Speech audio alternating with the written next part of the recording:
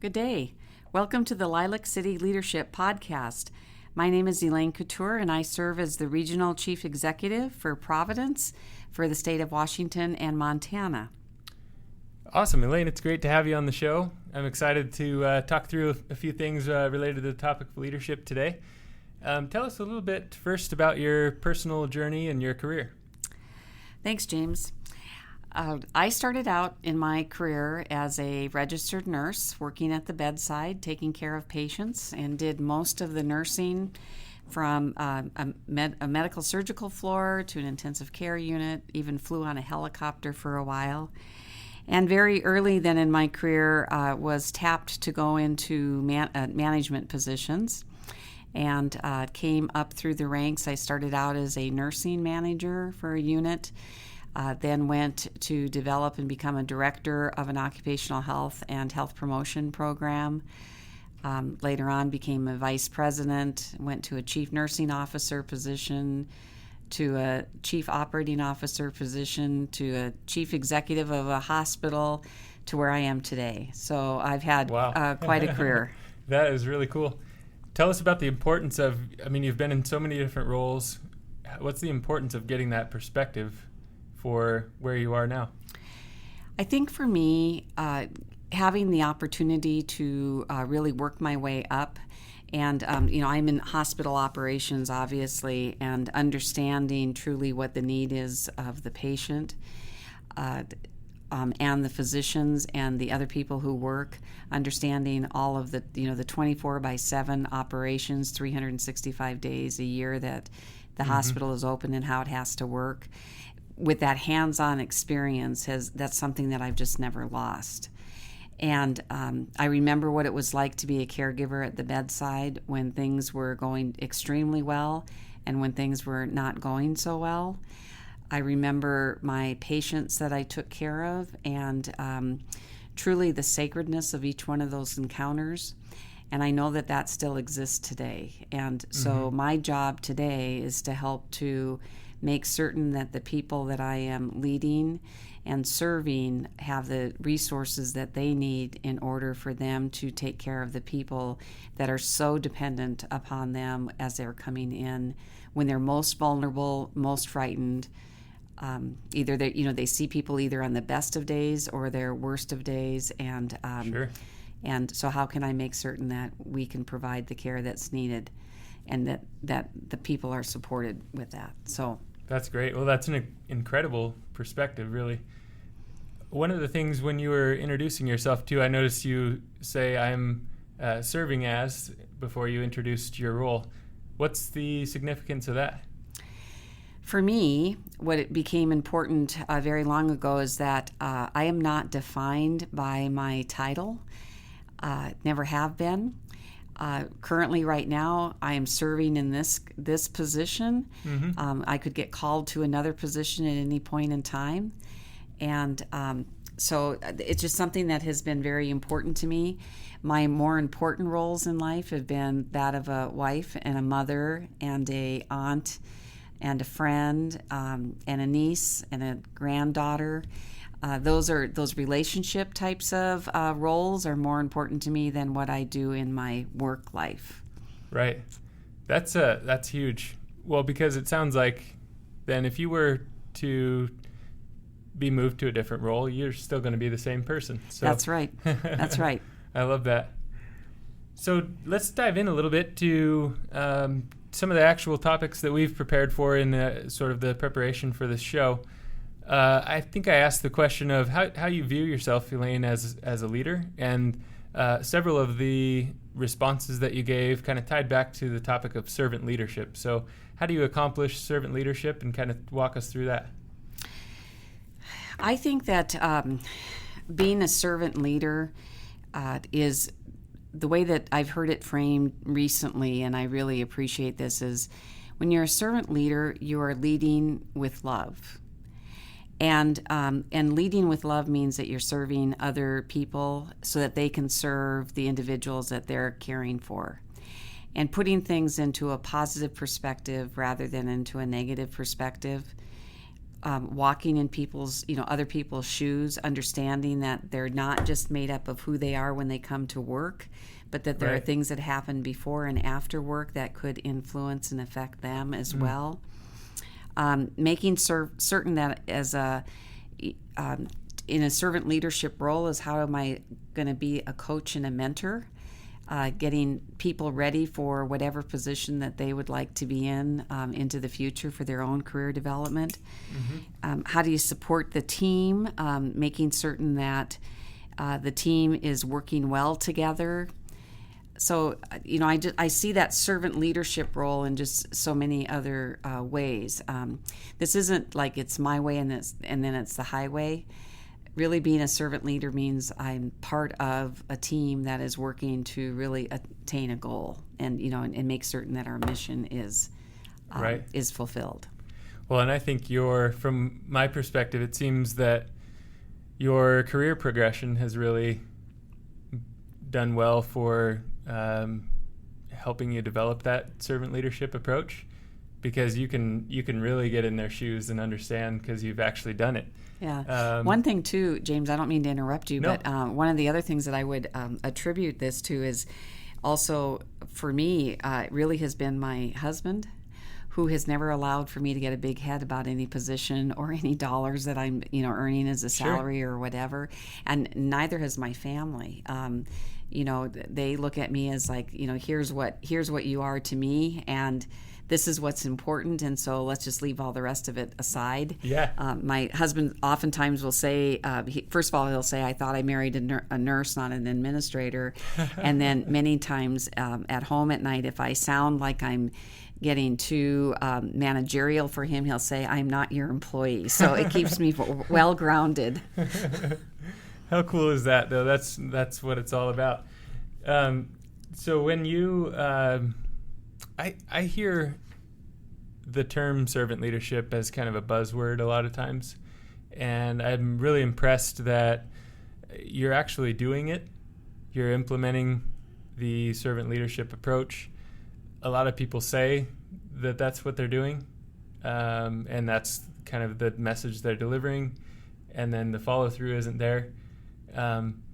So when did you start thinking about servant leadership, and then how did you, I think it naturally probably comes to you, but when did it first kind of come front of mind? I never thought about a servant leadership role. I've been very fortunate in terms of working in Catholic healthcare my entire career. And so throughout my entire career, I had formation in terms of how is it that with Catholic social justice, teachings, and truly how the sisters emulated the care that they had for others. It became part of my, the people who mentored me is what I saw. I think also for me is that I learned from sometimes the best lessons that you learn are from the people who treat you not as well.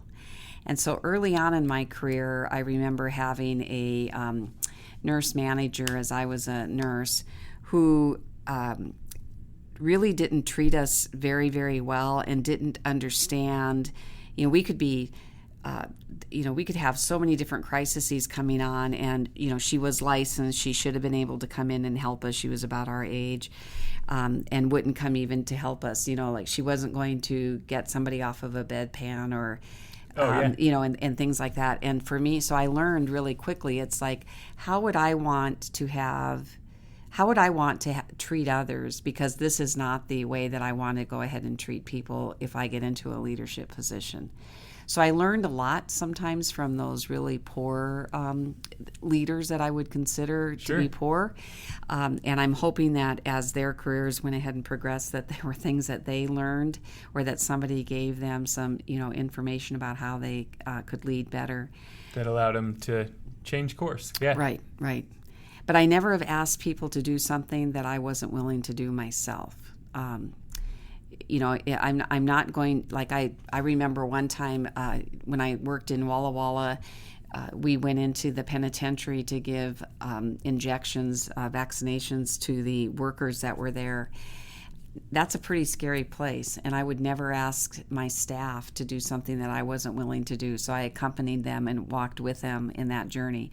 was fun. We That's had a awesome. great time meeting people, but those are the kinds of things. I know that that's trivial, but it really isn't. And then the other thing is just to be able to be authentic and really authentic with other individuals to understand who they are.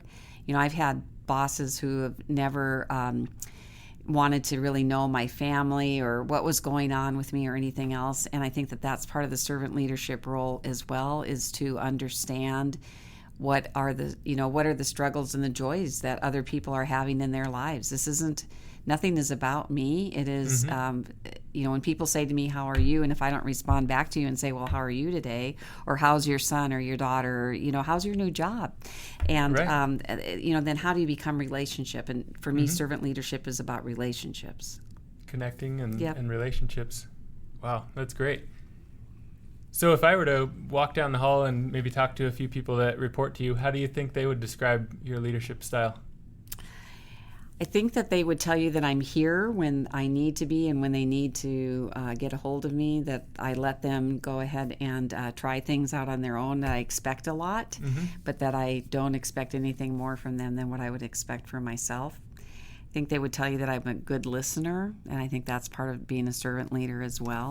That's great. Every time that I've interviewed somebody new for my team, I've encouraged them to I arrange for an interview so that they can meet with the other team, and I tell them you need to ask them how they experience me as a leader, because that's going to become very important for you. Right. So if somebody needs to be micromanaged, I can't do it. So it's like they have to know that You'll ahead of time. You'll have to find somebody else for the micromanaging. Very cool. So you mentioned a few times in the show prep authenticity. Yeah, I think that there are times when people aren't very authentic, and people can see through that. If you're not, because I see it because your values you could say something, but you may not lead that way. And people are very astute, and they can pick that up. So that's one thing that I would, that I feel that my team has always given me the feedback, is that they know exactly where I stand. They know what it will go ahead and make me, if like push my hot buttons, and they also know those things that I'm like, okay, well, whatever, let's move on. But because I'm being authentic, and this is how I would react to anything, they don't have to ever guess about it. And I've also worked for leaders or seen other leaders who have not been very authentic, and then you don't know what it is, that you can expect. You're always kind of in question about where do they stand. And I think transparency and honest and open communication is extremely important. If people ask me a question, unless I am like sworn under some kind of non-disclosure agreement or whatever that I can't answer that question, I think that every single person deserves to know what's happening. As we all are adults. We come to work to go ahead and get a paycheck, and we want to know what's happening, not out of gossiping, but just to understand what direction are we all moving, and I think people deserve to know. I feel like I am a champion in terms of saying, when are we going to tell the people what we know? Yeah. And be honest. Right. So Elaine, shifting gears a little bit, you're a very busy person, I imagine, as far as the position that you hold and serve here at Providence. How do you establish the right priorities in your life, given all of that sort of busyness that comes along with the job? One of the things that I was taught when I went through my master's in business, and then also I would go back to where the sisters went ahead and I was being a mentor before I went on for my master's. But it was articulated very clearly when I went through my MBA, and I really have always just said, yep, that's the way it's got to be. I was told it's God, family, and then work. And if you have those three things in priority, then you will have balance in your life, and regardless of how busy you are, because you're remembering what those priorities are. For me, that becomes very, very true. I feel like I work in a sacred space every single day. I come to work. This is the organization, we call them ministries, that I lead.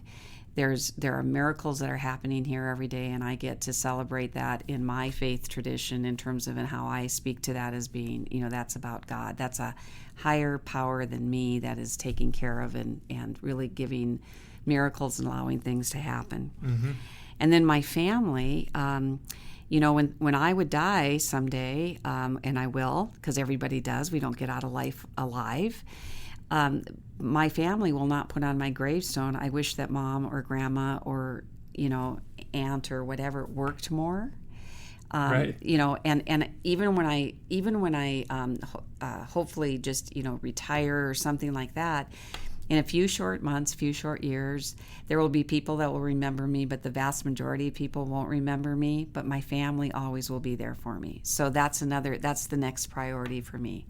And then it's about work. Mm-hmm. If you do it the other way, and people that take home work every single night and they're sending emails late at night and all those other kinds of things. First of all, as a leader, I think that you send to every other worker that the work is a message is the most important thing Yep. that you can do is work. And so if you're out there with your family, too bad. I want to hear this, response from you, Mm-hmm. or the person will think that they have to give you a response.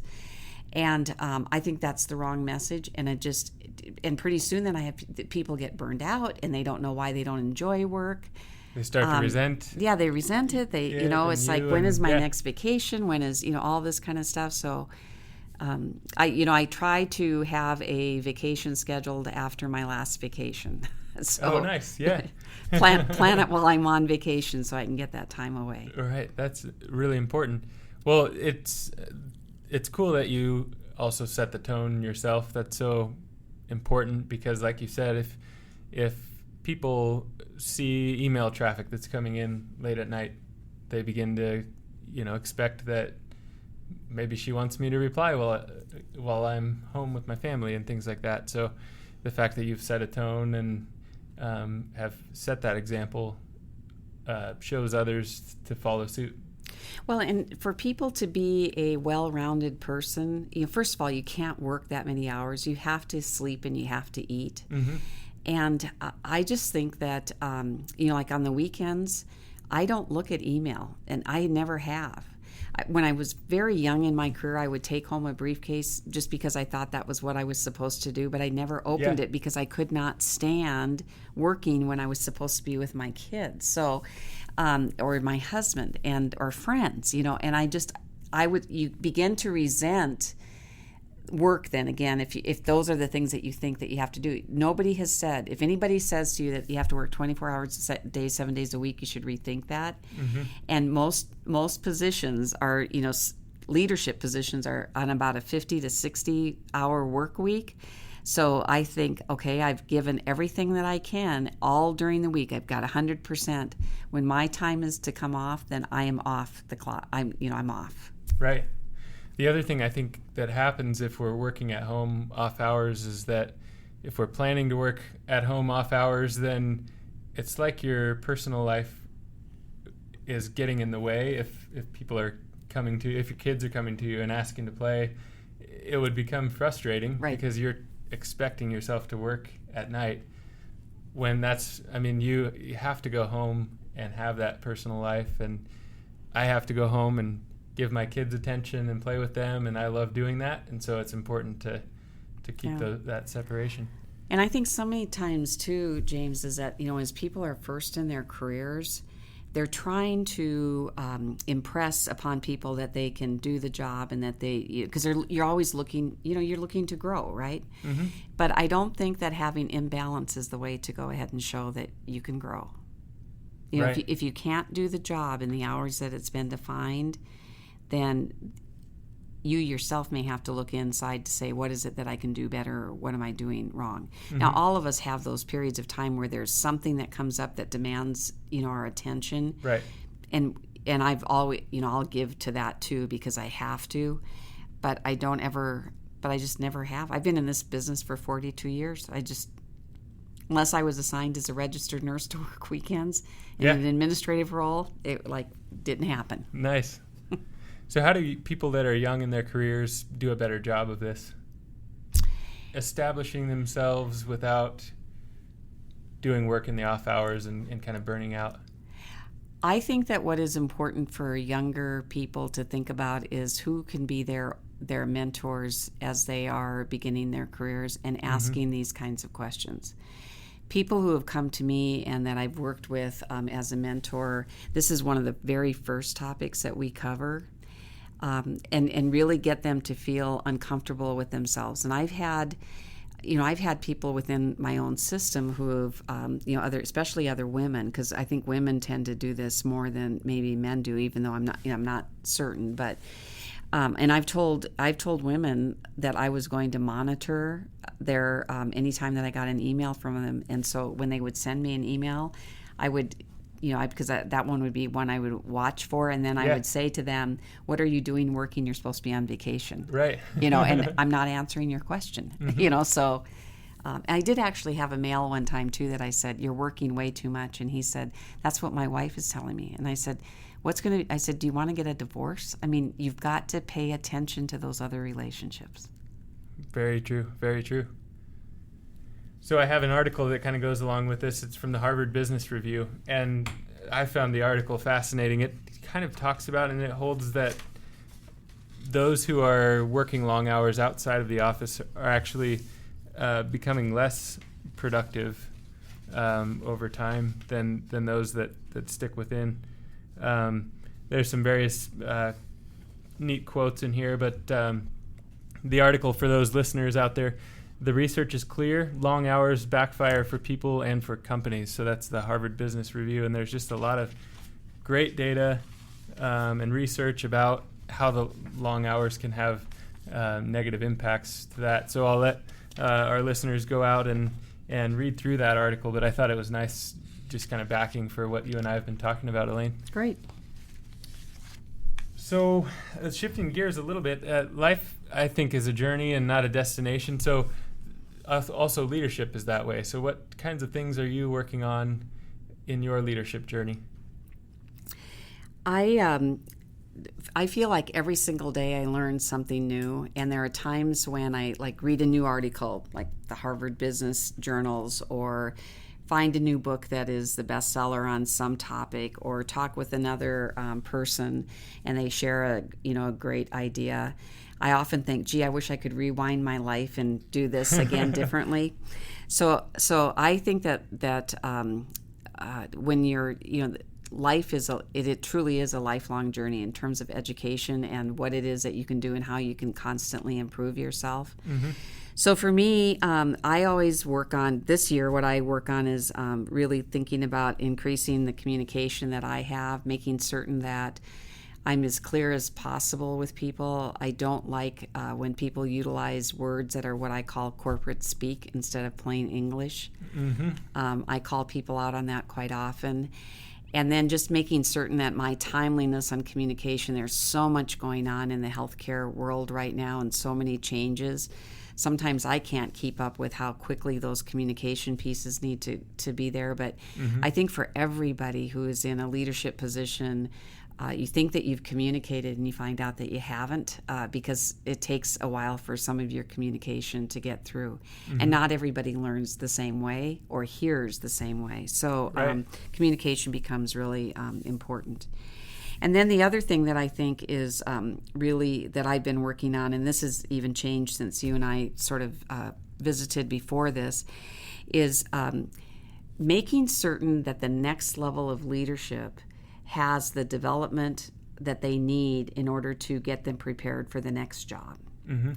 And so really working on succession planning, on development for, my team members and others, and making certain that we're very, very deliberate about that, and not thinking that is just something that will come, that somebody will just absorb it. The jobs that we're asking people to step into nowadays, regardless of what industry that you're in, things are a lot more complex than they used to be. There's more rules and regulations, and your span of control is larger, and just a variety of things. I was very fortunate in my career to be able to kind of step up into leadership positions that, I was a supervisor, and then you become a manager, and then you're a director and an executive director. I mean, you kind of continually to build on it. But nowadays, we're asking people to step into these, huge roles. So getting people ready and prepared for the role that they're going to be asked to step into, I think is really important. Mm-hmm. And what has happened, I believe in, I know it happened in healthcare, and I think it's probably true in banking and some of those other places, is as the recession hit, we flattened the organization and the administrative sector. Mm-hmm. So we don't have those growing up opportunities those for smaller people. steps. Yes. So making certain that I spend time in mentorship and development is really something that I'm very focused in on right now. Right. I know the mentorship is a big part of what you enjoy. Right. What kind of joy has that brought throughout your career to really just bring people up in their careers? I have a chief operating officer that works with me, and he's very, very bright, very, very smart. I say to everybody, he's smarter than I am, a lot younger than I am, but he's just a great guy. But I get so proud. One day I went ahead and I said to him, I said, you take this, you give the opening, speech or the opening presentation to this group of leaders. And I said, I'm just going to sit back. You run the show. And I was so proud of him. So for me, it's like I feel like a mother that's got pride in, in her kids.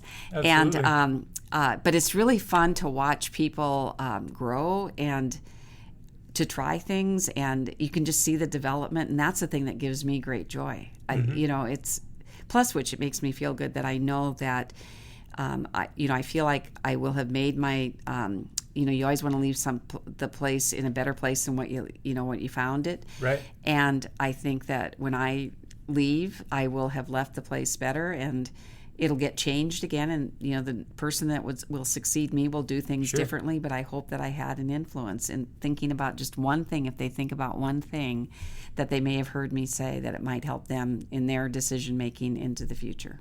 That's great. So you mentioned getting a lot of joy out of seeing people grow underneath you.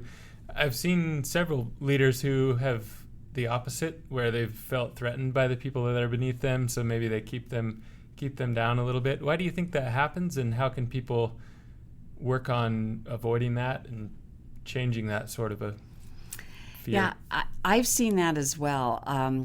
I think that sometimes when leaders are doing that, the leaders that do that, is I think they've got their own insecurities, and they want to have everybody, it may be that they're trying to, get into a different role, or they want people to see what it is that they do.